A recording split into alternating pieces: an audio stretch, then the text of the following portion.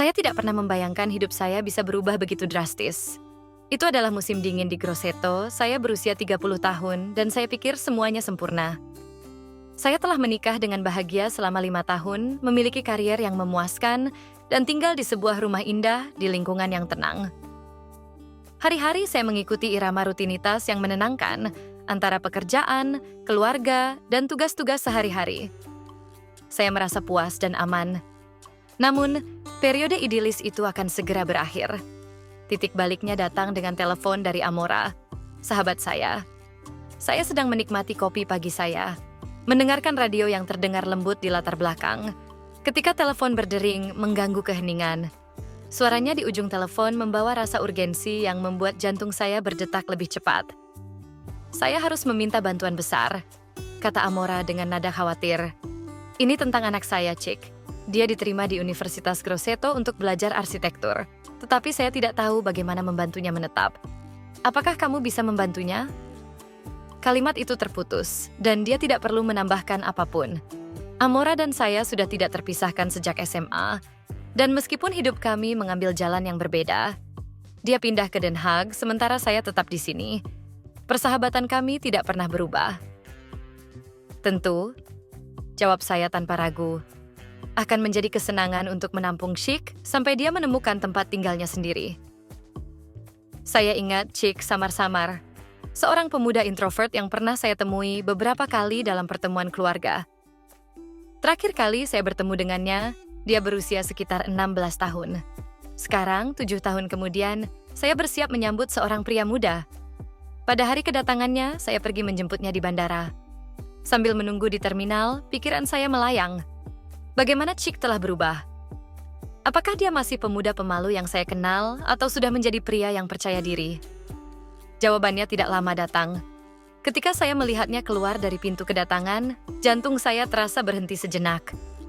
Chick telah menjadi seorang pria tinggi, berotot, dengan senyum menawan dan mata coklat yang tampaknya menatap saya. Kulitnya yang kecoklatan bersinar di bawah cahaya bandara, dan rambutnya yang terawat memberikan sentuhan sofistikasi pada penampilannya yang santai. Chinel, serunya, menggunakan nama panggilan yang selalu dia berikan, sambil memeluk saya erat.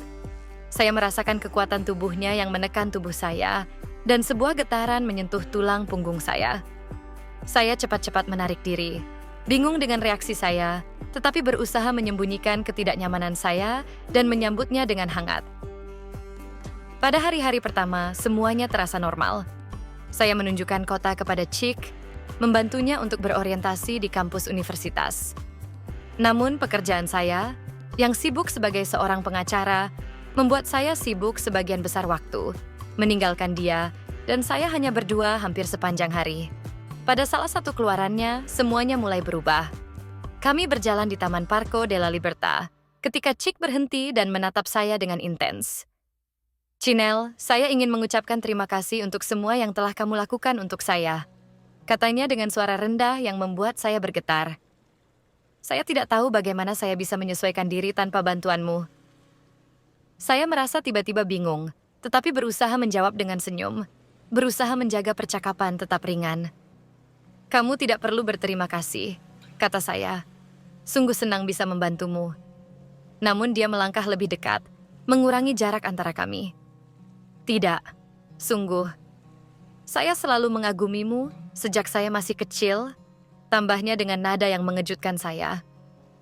Tatapannya, dalam dan tajam, membuat saya terhenti sejenak. Saya mencoba mengalihkan pandangan saya, tetapi tidak bisa. Saya merasakan keinginan yang tumbuh dalam diri saya, keinginan yang tidak bisa saya abaikan. Setelah tatapan itu, saya mulai melihat Chick dengan cara yang berbeda. Setiap momen yang saya habiskan dengannya adalah konflik batin antara akal dan keinginan. Saya memilih pakaian saya dengan hati-hati, seolah saya seorang gadis remaja yang menunggu pertemuan rahasia. Namun situasi ini semakin sulit untuk diabaikan. Suatu sore, ketika Chick sedang menggunakan mesin cuci di ruang bawah tanah, momen yang kami berdua takuti akhirnya datang. Kami berdua sendirian di rumah, suami saya sedang keluar bekerja. Saat kami membungkuk untuk memasukkan pakaian ke dalam mesin cuci, tangan kami bersentuhan dan kontak listrik itu langsung terasa. Chick perlahan menoleh ke arah saya. Matanya penuh dengan keinginan, dan memanggil saya dengan suara rendah. Chynel. Sebelum saya sempat bereaksi, bibirnya menemukan bibir saya. Ciuman itu penuh gairah, menghanyutkan dan sejenak saya lupa segalanya. Namun segera setelah itu, kenyataan menyadarkan saya seperti sambaran petir. Saya menjauh darinya, menjauh dengan jantung yang berdegup kencang. Kita tidak bisa melakukannya, kata saya dengan suara gemetar. Chick menatap saya, bingung. Kenapa tidak? Tanyanya. Saya mengenalmu, saya merasakannya juga, Chynel. Kita tidak bisa mengabaikannya. Saya buru-buru melarikan diri, meninggalkannya sendirian, sementara saya bersembunyi di kamar, berjuang antara keinginan dan rasa bersalah.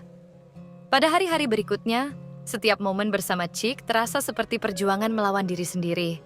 Tatapannya, kata-katanya, kehadirannya menguras saya. Saya merasa seperti seorang remaja yang merasakan sensasi cinta terlarang. Namun pada saat yang sama, saya tidak bisa mengabaikan konsekuensi dari semua ini.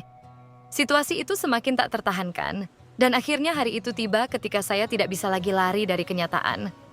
Saya harus mengatakannya. Saya harus melakukannya, meskipun saya tahu itu akan menyakitkan.